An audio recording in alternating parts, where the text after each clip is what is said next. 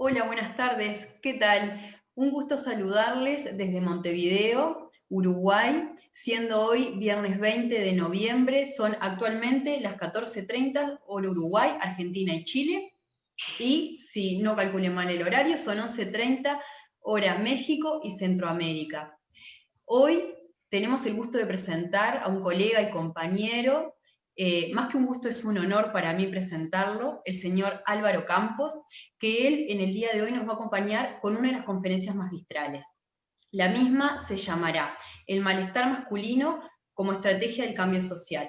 Es importante poder dar la presentación como corresponde y contarles que Álvaro es fundador y presidente del Instituto Costarricense de Masculinidad, Pareja y Sexualidad, Instituto WEM.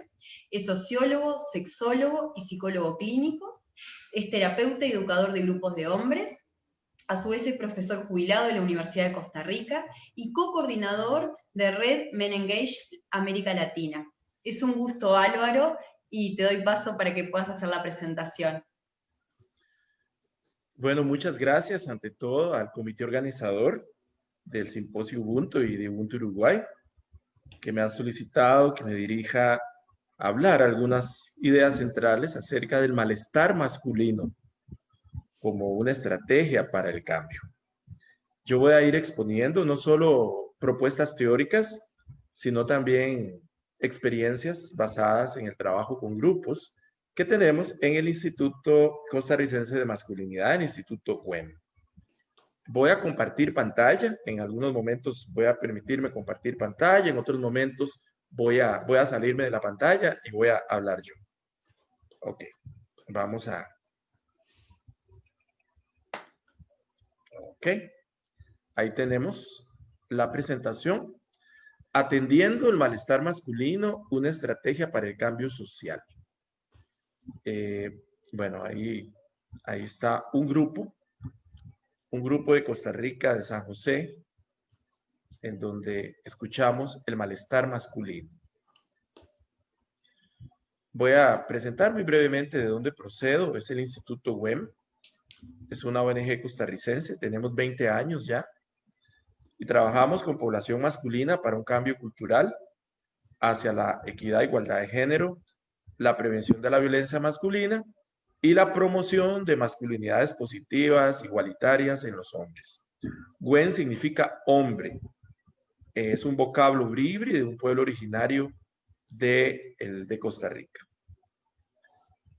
El quehacer de WEN se reduce en 4 grandes áreas: reducir violencia y machismo con los hombres que trabajamos, promocionar masculinidades igualitarias y positivas, multiplicación, porque nos interesa mucho formar promotores de grupos, redes comunitarias, e incidencia política. Esos son los 4, diríamos que una mesa de 4 patas, y esas son las 4 patas de nuestro trabajo. Las estrategias que utilizamos, una de ellas es la atención del malestar masculino y a hombres que están pasando por situaciones de crisis. Nosotros tenemos un sistema de atención. Uno es telefónico, a través de la línea de apoyo para hombres del instituto. También tenemos grupos de crecimiento personal para hombres adultos y adolescentes y acompañamiento psicosocial a hombres. Es de esto que yo voy a profundizar en esta charla. También tenemos trabajo comunitario y de base, que es sensibilizar a hombres a nivel de las comunidades, capacitar a hombres de organizaciones, de instituciones, de centros educativos, desarrollo de campañas como la campaña Lazo Blanco o la campaña de Nuevas Paternidades, y también producir conocimientos, materiales, etc. Pero voy a referirme fundamentalmente a cómo hacemos con la atención del malestar masculino. Mencioné que hay una línea de apoyo para hombres. Esta línea es un servicio telefónico que se brinda a los hombres que están pasando por situaciones de crisis masculinas. Puede ser separación, violencia, por lo general que ellos son las que la ejercen, problemas con la paternidad, con la sexualidad, problemas de celos, infidelidad o problemas de pareja en general. Funciona desde el 2002, tenemos ya 18 años y estamos integrados al Servicio de Atención de Emergencias 911 del país. Aquí es importante mencionar que los hombres llaman todos los días a esta línea. Cuando la formamos, nadie apostaba que los hombres iban a llamar, pero los hombres llaman y llaman de todo el país. Lo que se brinda es servicio de intervención en crisis, por lo tanto, cada llamada puede durar 1 hora, 45 minutos, porque hay que darle orientación a este hombre. Y luego nos dimos cuenta que la escucha a este malestar era una forma de prevenir violencia, porque los hombres llaman enojados, confundidos, sin saber cuál es su situación, reproduciendo muchas veces toda la cuestión machista. Entonces, es muy importante en esta escucha canalizar la escucha para la prevención de la violencia. Nos hemos dado cuenta en estos 20 años de trabajo con hombres que transformar las masculinidades no solo requiere de herramientas cognitivas o cambio de comportamientos. Por herramientas cognitivas estoy entendiendo información, darle a los hombres explicación sobre cómo se produce la violencia o qué es el machismo. Eso es muy importante. Pero es necesario también la revisión y la resignificación de las subjetividades. Entendiendo por subjetividades los pensamientos, las ideas, las emociones, las experiencias de vida, que están tanto en los hombres como en la sociedad. El orden patriarcal descansa no solo en las relaciones de poder, sino también en las subjetividades que la reproducen y la soportan. Aquí yo hago mías las palabras de Castoriadis cuando dice que la institución nos habita. La masculinidad patriarcal es una institución que habita en nosotros los hombres. Habita en nuestro cuerpo, habita en nuestra carne, habita en nuestra piel, habita en nuestras emociones y habita en nuestros pensamientos. Por esa razón, hay que trabajar las subjetividades de los hombres. Y los escenarios para revisar o resignificar las subjetividades son múltiples. Tenemos la vida cotidiana, en la familia, el trabajo, la comunidad y las situaciones de crisis y malestar. Si este malestar masculino no es atendido, las emociones y cogniciones acumuladas pueden estallar en violencia. Voy a salirme un momento del compartir pantalla para explicar un poco lo que planteé en esa lámina.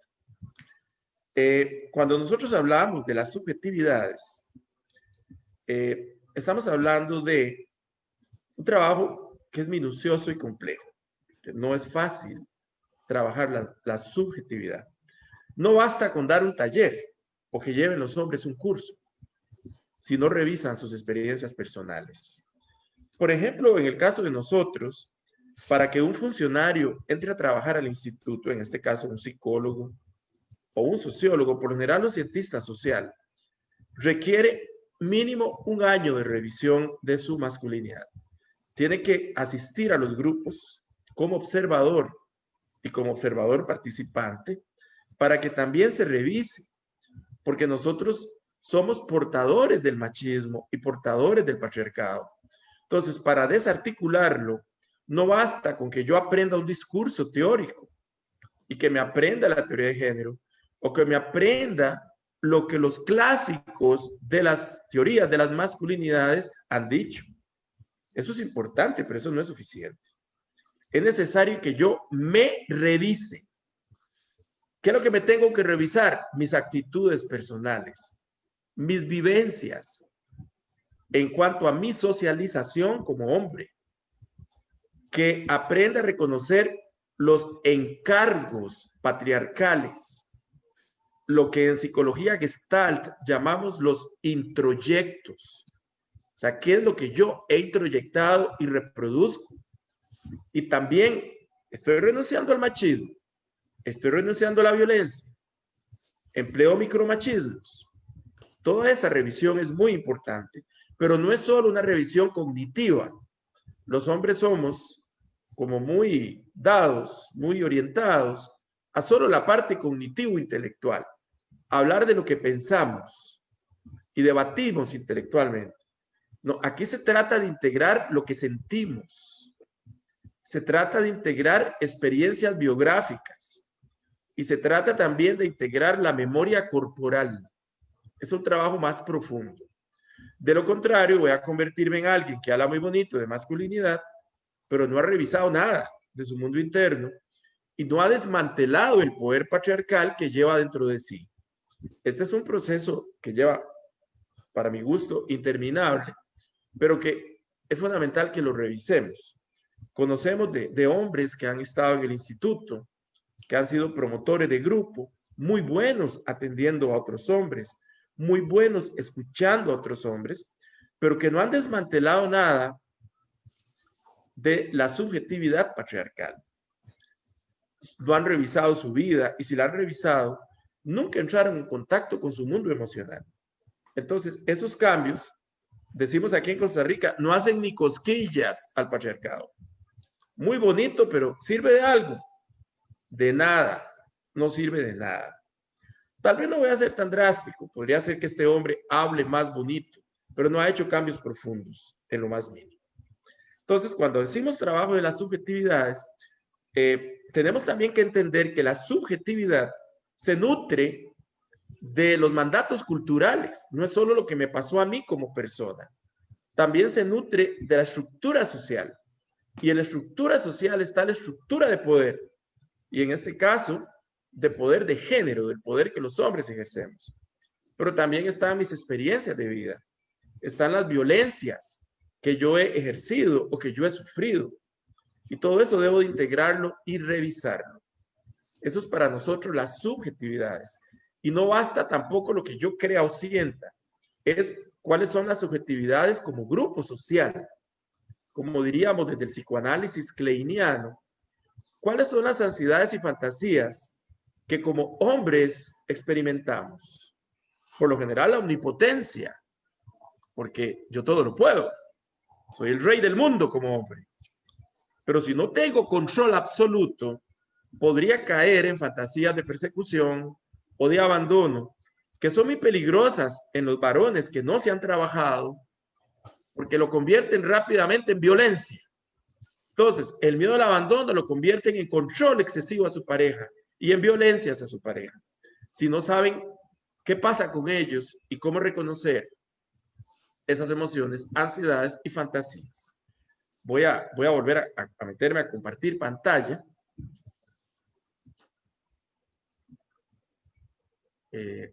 Y vamos a volver a habilitar. Y decíamos que si estas emociones o cogniciones no se atienden adecuadamente, los hombres estallan en violencia por lo general. Muy pocos se deprimen, la mayoría estallan en violencia. Ok. Sin embargo, existen en la sociedad y en las personas que trabajamos estos temas algunas resistencias para el trabajo del malestar masculino, con argumentos como los siguientes. Algunas personas consideran que es una pérdida de tiempo y de recursos, porque los hombres no van a cambiar. Esto es cuestionable. Efectivamente, hay algunos hombres que no desean cambiar porque obtienen muchos privilegios, llamémosle así, con el status quo. Obtienen muchos privilegios con su zona de confort. Y el trabajo con los hombres implica que renunciemos a los privilegios patriarcales que tenemos. Algunos hombres no hacen cambios, pero otros sí lo hacen. Otros consideran que no es políticamente importante, que lo importante es el cambio social, es perder el tiempo, estar viendo individuos. Aquí quiero señalar algo fundamental, y es que en teoría de género y también en teoría crítica de la sexualidad, lo personal es político. El trabajo de mi subjetividad es político, porque produce cambios, no solo en mi percepción del mundo, sino en las relaciones de poder que yo establezco. Y me puede llevar a impulsar un cambio cultural. Entonces, que no es políticamente importante, no lo considero debatible. Otros lo ven como sinónimo de tratamiento de ofensores, de agresores. Aquí quiero aclarar, no es lo mismo. Trabajar el malestar masculino no es sinónimo de trabajar a hombres ofensores y violentos. Podría ser que algunos hombres que experimenten este malestar, además sean ofensores. físicos o sexuales. El modelo que yo les voy a compartir no es un modelo que trata ofensores físicos o sexuales. Nosotros trabajamos con hombres de la población general, el hombre común y corriente que camina por la calle, que podría ejercer algún grado de violencia, pero una violencia que no pone en riesgo la vida de la pareja o de los demás. O sea, no trabajamos con ofensores de alto perfil, según escalas de evaluación, sino con hombres en general. Y algunos han cometido violencia, pero una violencia más de bajo perfil. Y tampoco trabajamos con ofensores sexuales, porque la metodología que hemos construido no se aplicó, no se construyó con ofensores sexuales. Otras resistencias tienen que ver con que ven como que es psicologizar e individualizar el problema del malestar de los hombres. Yo comparto esto. Hay muchas personas que trabajan el malestar masculino únicamente como un problema psicológico e individual. Yo estoy totalmente en contra de eso. Estoy en contra de la psicologización del problema. Y también algunos piensan que trabajar la intimidad no trasciende al cambio estructural. Podría ser que sí, podría ser que sí. Hay varios enfoques o varios modelos que plantean que trabajar la intimidad de alguna forma tiene que ver con cambios personales, pero que no llegan al cambio estructural. Y sí considero fundamental el trabajo que tiene que ver con el cambio estructural, ¿no? Bien, voy a compartir algunas causas del malestar masculino, según hemos investigado nosotros en Costa Rica, según la línea de apoyo para hombres y los grupos de WEM. Y curiosamente, algunos de estos factores son similares a los que han encontrado Mabel Burín de Argentina cuando habla del malestar masculino. Hemos encontrado factores estructurales y factores personales o familiares. Dentro de los factores estructurales, el desempleo y la pobreza. Quizá la falta de oportunidades, el endeudamiento, que los lleva a no poder cumplir con las demandas del proveedor. Este factor estructural ha hecho muy fuerte, digamos, las consecuencias, especialmente este año, por las consecuencias socioeconómicas de la pandemia del COVID, que ha provocado muchos cuadros de ansiedad en los hombres. Y, de hecho, en el instituto, los grupos de apoyo, hemos incrementado los grupos de apoyo. Y los hombres que llaman están en condición de pobreza, en condición de crisis extrema, en condición de desempleo, precisamente porque no han logrado superar esta situación. Entonces, aquí hay una causa estructural y también hay causas o factores que tienen que ver con lo personal. Dentro de esto tenemos la dificultad para manejar la ira y el enojo. Recordemos que el enojo es una emoción normal que todas las personas experimentamos, pero en el caso de los hombres que consultan, hemos encontrado que no saben cómo manejar ¿cómo diríamos? El enojo como emoción básica. No saben cómo manejarlo, ¿no? Entonces, por tal razón, lo convierten en violencia. También muchos hombres llaman por problemas de celos o porque no se saben comunicar adecuadamente, no tienen esas habilidades, o porque presentan conflictos de pareja o situaciones de infidelidad. A mí no me gusta usar la palabra infidelidad porque me suena en lo personal muy moralista. Prefiero decir problemas de traición y deslealtad en el pacto establecido con sus vínculos más cercanos.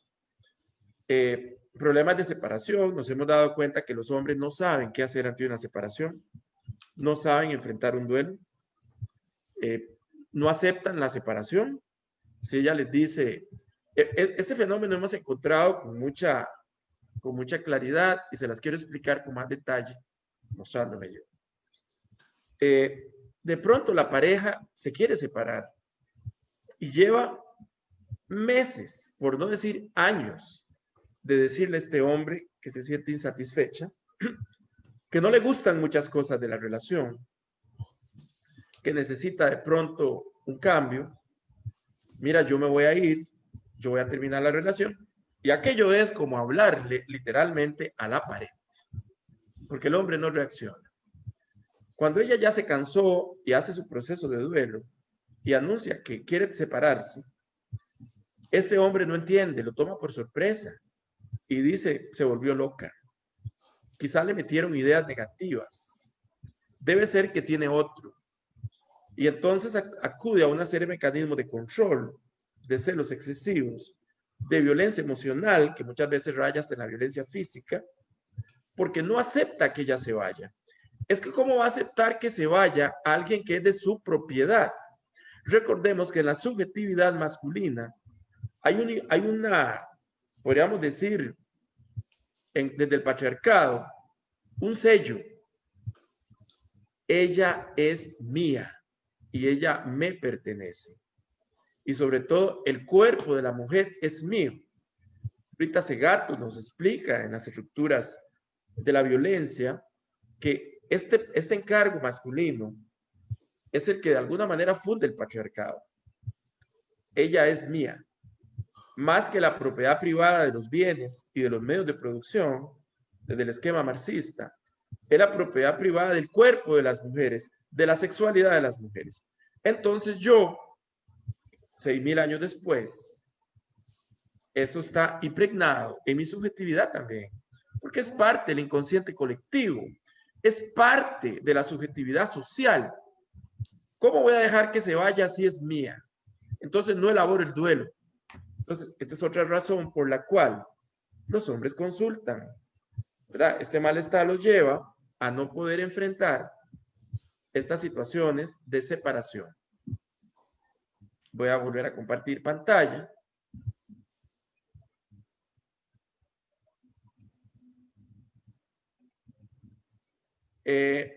Bueno, los asuntos de miedo al abandono de la pareja o sentir que ya no lo quieren, problemas con la paternidad, algunos llaman diciendo, mis hijos crecieron o mi hija creció adolescente y ya no me habla o ya no quiere comunicarse conmigo, sí, pero ¿de qué manera me acerco yo desde el adultocentrismo? Entonces, ¿cómo ayudar a soltar ese adultocentrismo?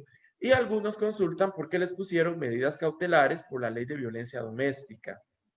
Casi siempre son medidas cautelares por situaciones de violencia de bajo perfil, donde no está en peligro la vida de la persona, aunque algunos hombres pueden ejercer también violencia física. Esas son las causas del malestar masculino en Costa Rica. Ahora bien, ¿cómo entender el malestar masculino? Yo quisiera primero hablar cómo no debemos entender, cómo no entender el malestar masculino. Ante todo, no lo vamos a reducir a una patología individual o un trastorno diagnosticable. O sea, no se trata de, no le vamos a poner una etiqueta diagnóstica porque no vamos a usar el modelo médico tradicional. Tampoco lo vamos a reducir a un problema psicológico, ni a un comportamiento individual o de personalidad, ni a un problema de salud mental, porque esto es reducir el problema. Por lo tanto, hay que evitar reduccionismos psicologistas o solo psicoterapia. Para ese caso los mandamos a un hospital mejor. O medicalizar el problema y repartir medicamentos. O sea, de esta manera nosotros no entendemos ese malestar masculino. Va por otro lado el problema del malestar.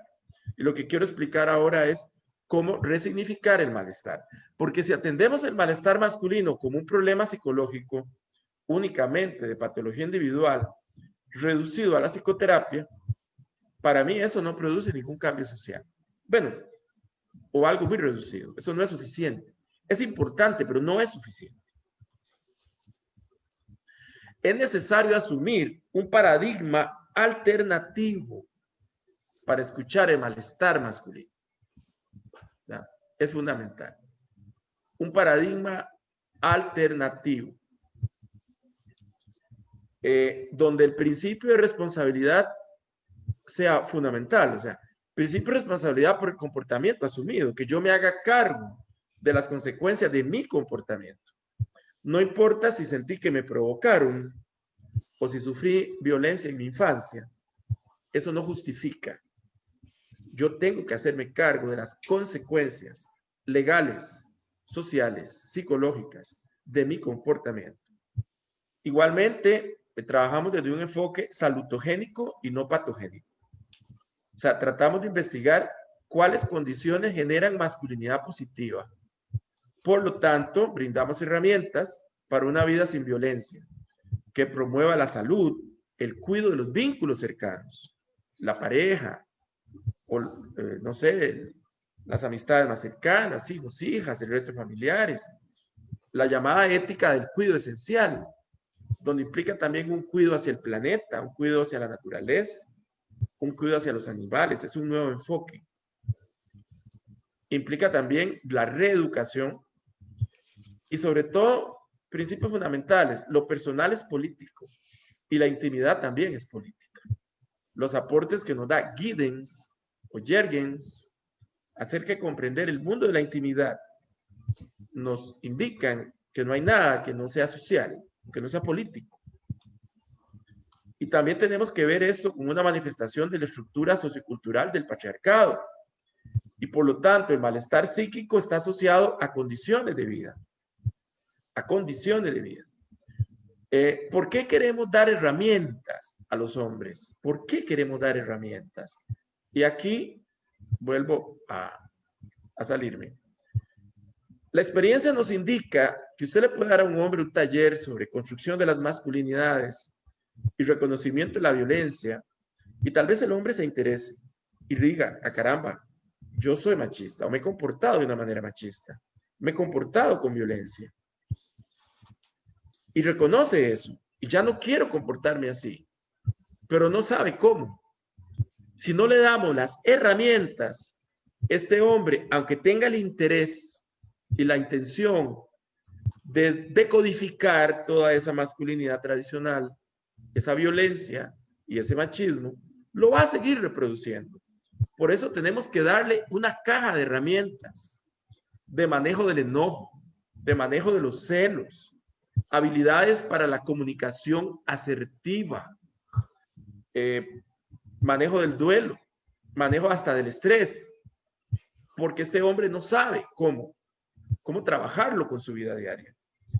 En el caso de nosotros, nuestro proceso lleva niveles de trabajo, y uno de esos niveles es una revisión personal que hacen los hombres, y aquellos que están interesados pueden capacitarse para multiplicar lo aprendido con otros hombres. Entonces,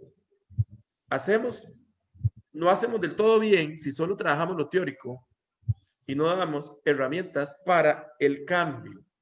Esto es fundamental.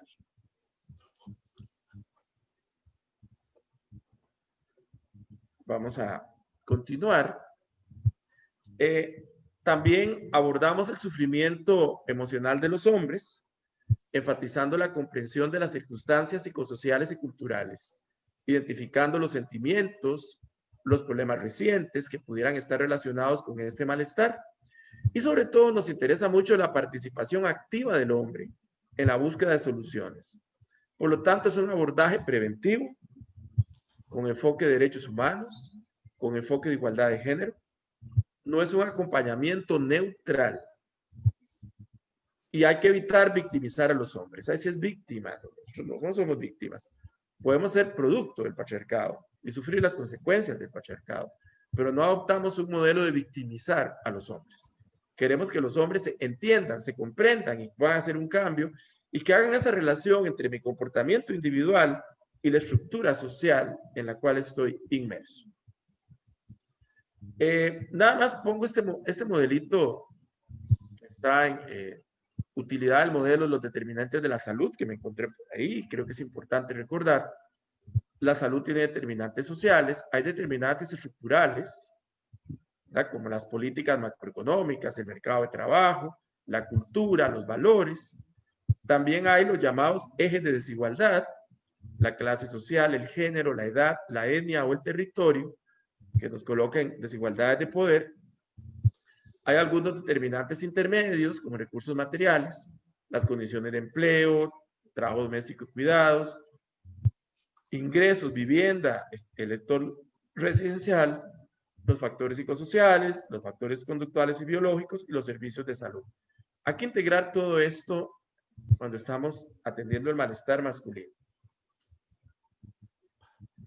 Ahora, aquí quiero rescatar unas tesis centrales que considero una maestra a nivel de América Latina, Mabel Burín, que todos la conocemos y todos hemos leído sus obras. Pero yo rescaté algunas ideas de Mabel, donde ella dice que los modos de construcción de las subjetividades y socialización de los hombres los alejan de la intimidad emocional, del contacto con su cuerpo y con sus emociones, así como el distanciamiento, negación, proyección de ciertos afectos difíciles, como el miedo, la tristeza o el dolor. Voy a retomar esta idea que me parece muy importante. La manera como la subjetividad de los hombres se construye nos aleja de nuestro mundo íntimo. Nosotros no tenemos contacto con nuestro mundo emocional, ni tampoco con nuestro cuerpo. Creemos que eso es pendejada, que no es de hombres. Entonces no sabemos lo que nos pasa. No entendemos qué pasa con el cuerpo, no entendemos qué ocurre en general. Y entonces nos distanciamos de nosotros mismos, negamos, proyectamos esos afectos que no queremos experimentar, como el miedo, la tristeza o el dolor.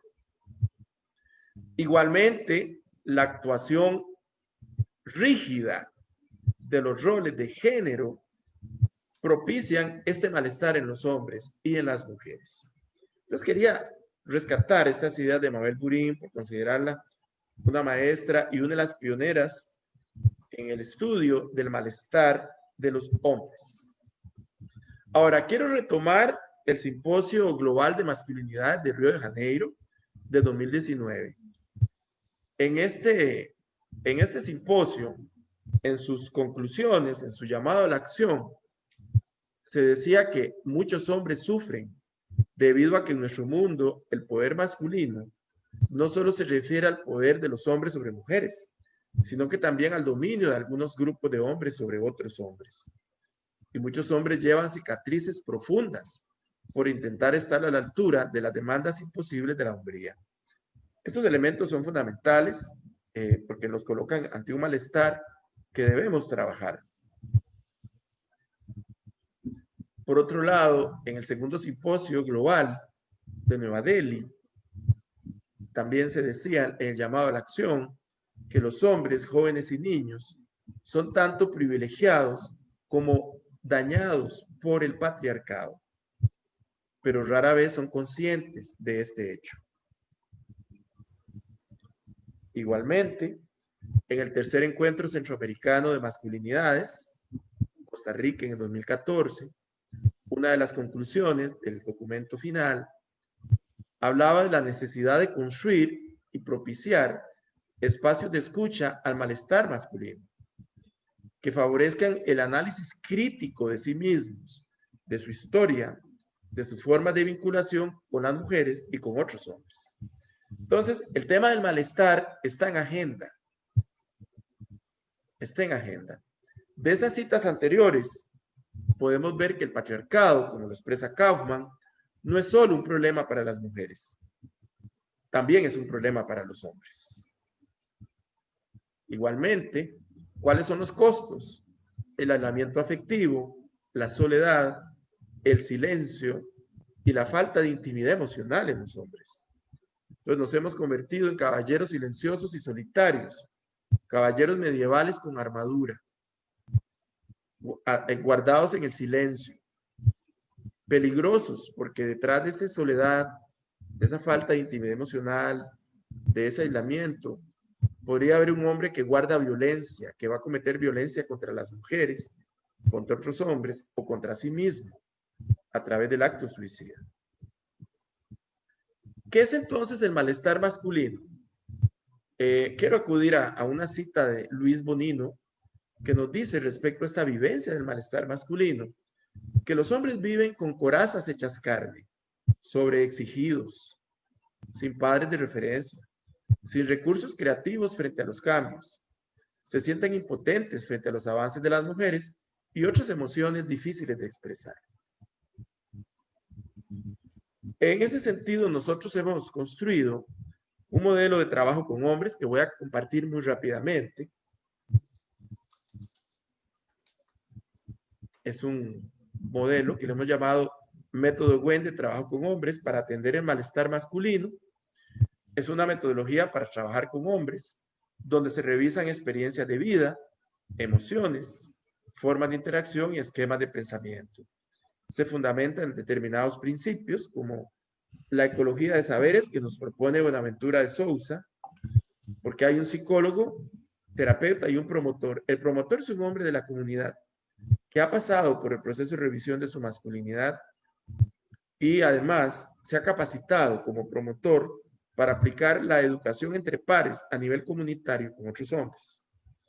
También el aprendizaje significativo, el aprendizaje por descubrimiento y la decodificación que procede de la educación popular de Freire, y el concepto de conciencia organísmica que procede de la psicología humanista existencial, donde dice que emociones, pensamientos y sensaciones corporales deben estar integradas. Este método busca que los hombres reflexionen y hagan cambios en torno a su masculinidad y sexualidad en la vida cotidiana. También en las situaciones de malestar subjetivo y crisis. También busca una prevención de la violencia contra las mujeres, niños, niñas y otros hombres y la naturaleza. Y también que los hombres encuentren un sentido de vida. Aquí apelamos a Víctor Frank, a la logoterapia, que encuentren un sentido de vida para un cuidado esencial, como lo plantea Leonardo Boff. O sea, aquí trabajamos también la espiritualidad, pero la espiritualidad entendida no como religiosidad. Voy a brincarme esto. Entonces, ¿cuáles son los insumos del grupo? Las experiencias de la vida cotidiana, las situaciones de crisis y malestar subjetivo, las escenas de la biografía personal y las violencias. Quiero rescatar una frase del maestro Juan Guillermo Figueroa, de México, del Colegio de México. En el 2014, en el Encuentro Centroamericano de Masculinidades, decía: hable con ese hombre, hable con él. Pero yo me pregunto, ¿cómo hablar con alguien que no habla, que no quiere o que no sabe hablar? O que si desea hablar no articula la palabra con lo que siente. Qué difícil hablar, ¿verdad? Qué difícil hablar. Me encontré este meme internet que lo publicó nuestra compañera Elba de México y lo encontré muy atinado porque dice 3 temas de los hombres que los hombres deberían hablar más: de la soledad, de sus sentimientos y sobre el sostén de la casa. ¿Verdad? Pero efectivamente los hombres no hablamos. Esta base del modelo es una construcción. Las bases teóricas y epistemológicas van desde la teoría de género, un enfoque sociohistórico de la sexualidad, también las teorías de la pareja y del vínculo, las teorías estructuralistas y postestructuralistas del poder, de Foucault y de Bourdieu, la teoría queer, de Butler y Preciado, la concepción holista del ser humano, etc. Esas son las bases epistemológicas. Y hay aportes según las diferentes corrientes. De la corriente psicodinámica, la importancia de la escucha, ¿verdad? De la escucha y otras, y también la teoría de cómo construimos vínculos. De la corriente humanista, igual, la teoría de la escucha, del darme cuenta, la conexión emocional, ¿verdad? Darme cuenta de cerrar ciclos. Y del enfoque cognitivo, retomamos aspectos de Beck y de Ellis, en el sentido de que los hombres reconozcan sus distorsiones cognitivas, las técnicas de reestructuración cognitiva y las creencias irracionales, y las técnicas de debate cognitivo. Hemos encontrado que cuando el hombre cae en pensamiento primario, sobre todo tiene que hacer lo que yo digo. Aquí se hace lo que yo digo, porque yo tengo el poder. Cuando cae en este pensamiento primario, está muy pronto a cometer violencia. Y también tomamos elementos del enfoque corporal, todo lo que es el psicodrama, la expresión corporal, las constelaciones familiares.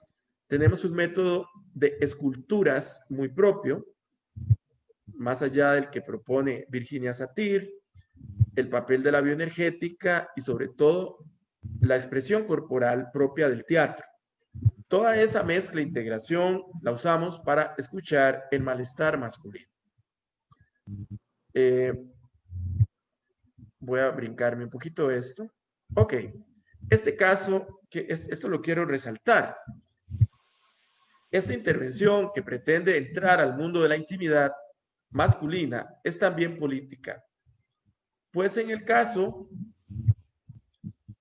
de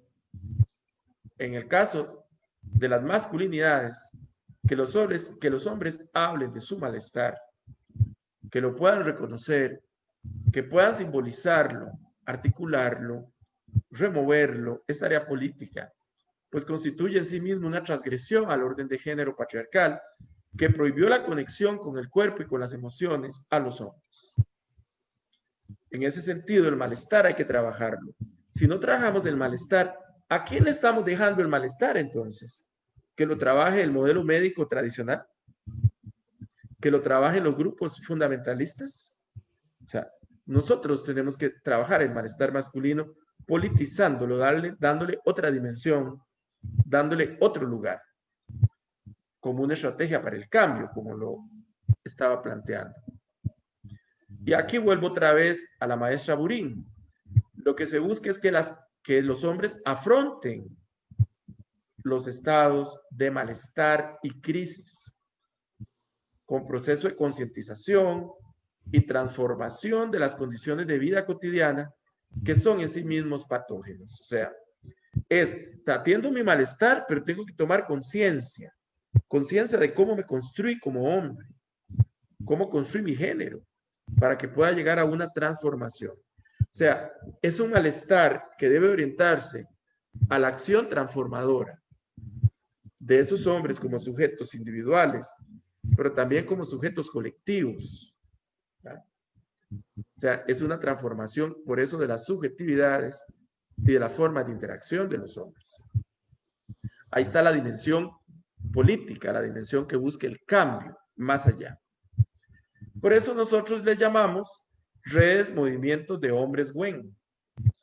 Me encanta de nuestro compañero Larry del Salvador, que nos dice, al menos hombres en movimiento. Si no movimiento de hombres, al menos hombres en movimiento. Efectivamente, es hombres en movimiento para construir un movimiento de hombres. Pero es un movimiento de hombres con enfoque de derechos humanos, con enfoque de género, al lado de las mujeres. Esto lo quiero destacar, porque hay muchos grupos que trabajan el malestar masculino con un enfoque en contra de los derechos de las mujeres. Nosotros consideramos que para trabajar el malestar masculino, desde Men Engage, hay que incorporar el código de ética y el código de comportamiento y el manual de rendición de cuentas. Los terapeutas que trabajan con hombres deben de adoptar este código de ética y este código de comportamiento. Quiero mostrar un video, no tiene sonido, es simplemente para que ustedes observen una típica sesión de grupo en San José los miércoles antes de la pandemia, ¿verdad? Porque ahora todos estamos virtuales. Tenemos más o menos 20 grupos así. Voy a compartirles lo que ocurre, voy a ir adelantando, nada más quiero que observen.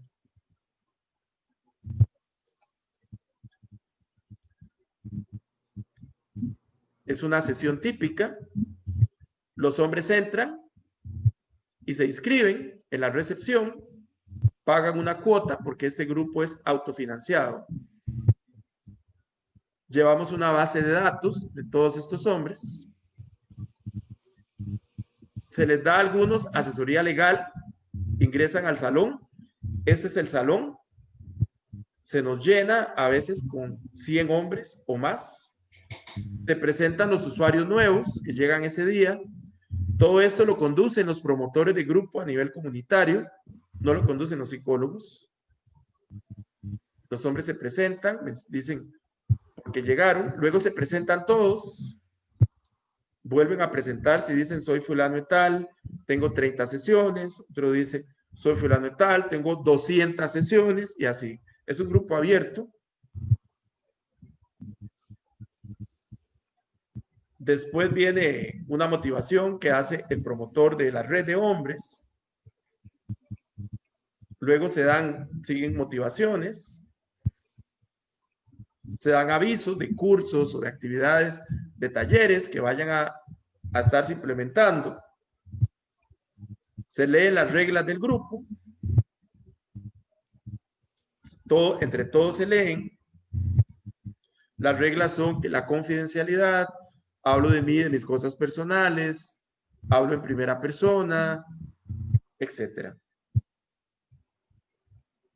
Luego nos repartimos en subgrupos. Por lo general, dividimos hasta 7, 8 grupos pequeños que se dividen por todo el instituto, porque como les digo, llegan hasta 100 hombres o más por sesión. Y ya se dividen los grupos y ya lo que pasa en los grupos pues ya es totalmente confidencial. Les voy a mostrar ahora algunas fotografías de estos procesos de grupo cuando trabajamos con los hombres. Ustedes van a ver que hay mucho movimiento, efectivamente. Nosotros estimulamos mucho el movimiento de los hombres. Entonces les voy a...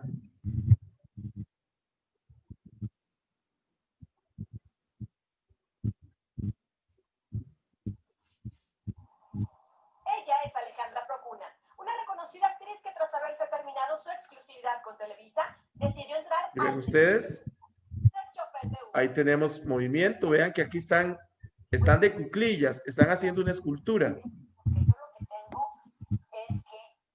Vean ustedes las diferentes...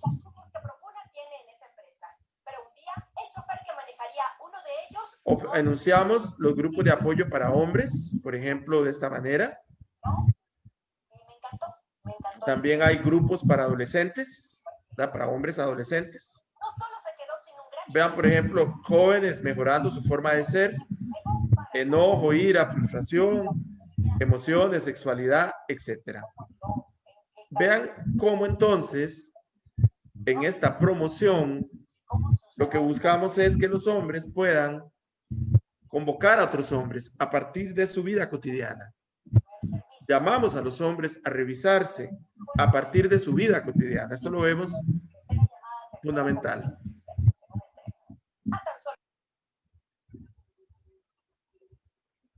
Vamos a seguir compartiendo.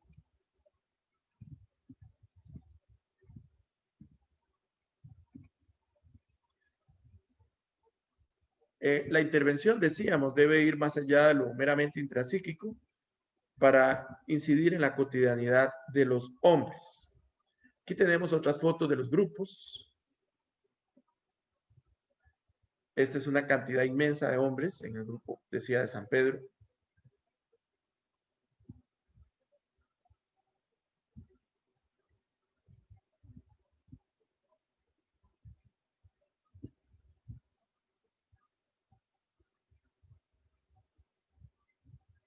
Vean cómo aquí están haciendo un ejercicio psicodrama. Lo está ejerciendo una compañera, Ana Ligia, que es psicodramatista y nos ha apoyado en procesos de grupo también. Aquí tenemos escenas también de cuando hemos dado capacitación en el método. Estamos usando el método corporal de esculturas.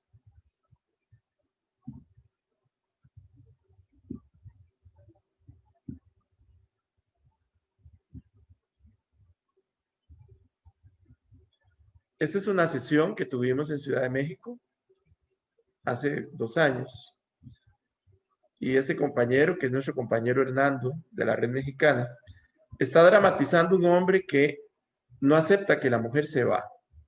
Entonces se quedó en una postura de súplica.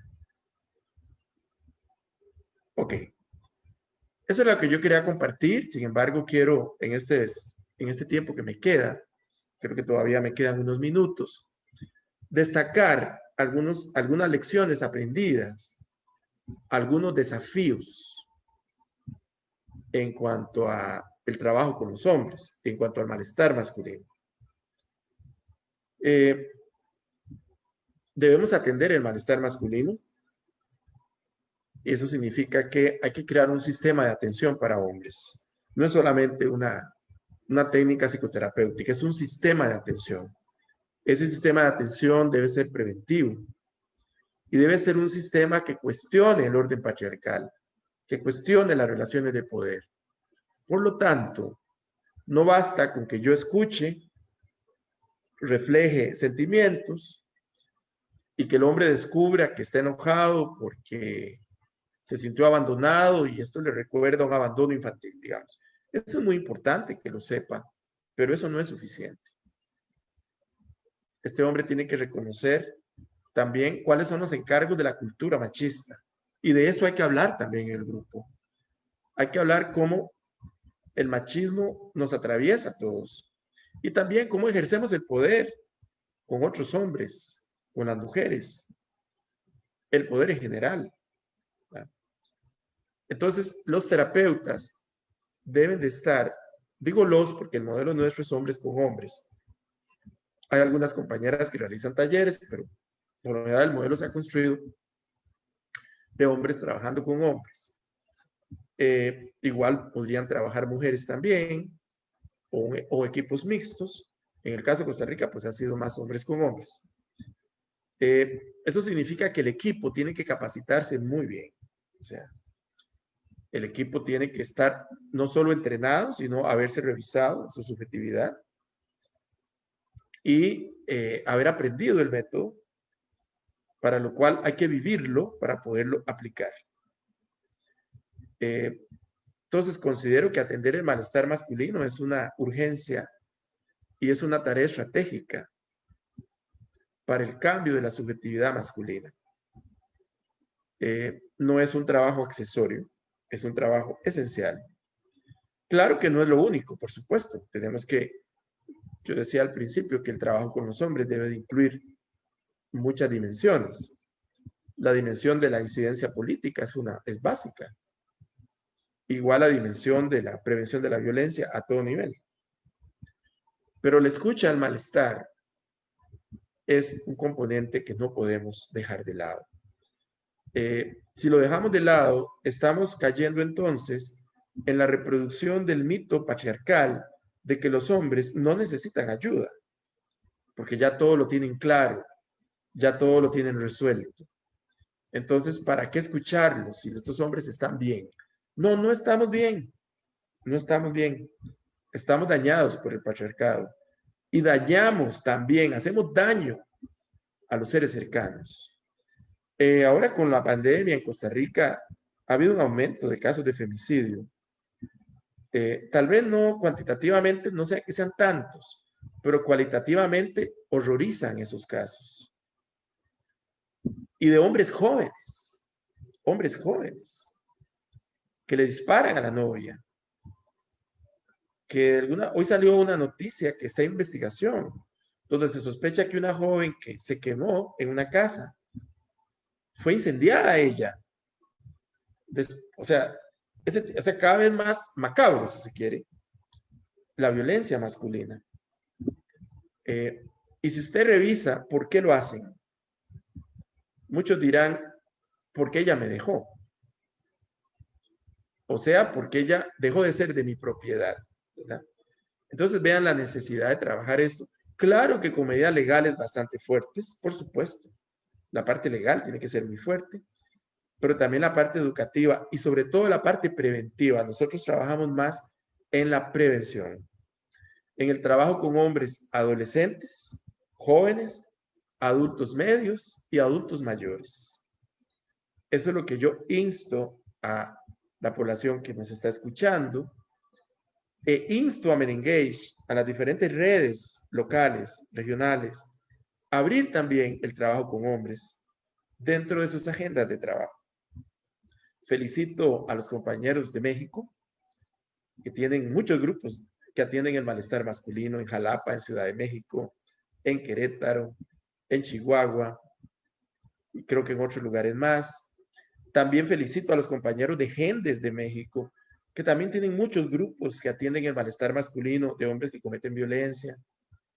Y también a compañeros y compañeras de Uruguay, que también tienen el trabajo con hombres. Y también en Argentina tienen un trabajo con hombres interesante de atención del malestar masculino. Y probablemente en otros lugares más. Sé que Brasil también tiene algunas experiencias de trabajo del malestar masculino. Hay que seguir reproduciendo esto y compartir metodologías, compartir la forma como trabajamos. Cuando trabajamos en esto, debemos de ser optimistas. Yo creo que un mundo nuevo es posible.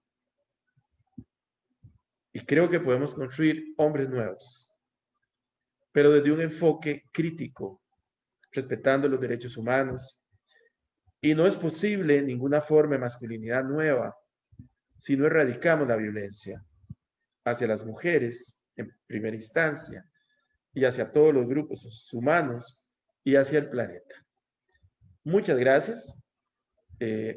No estoy planteando que esta es la única forma de trabajo. Lo que quería era compartir algo que a mí me encanta, que me da mucho, digamos, me realizo y vibro cuando hago estas cosas, porque creo en el cambio. Y muchas gracias a los compañeros y compañeras que nos han escuchado y a las compañeras y compañeras del Centro de Medios de Uruguay. Muchas gracias, Álvaro, por todos tus aportes, por la experiencia, por compartirlo y sin duda, como siempre, es un gustazo volver a escucharte. Gracias. Gracias.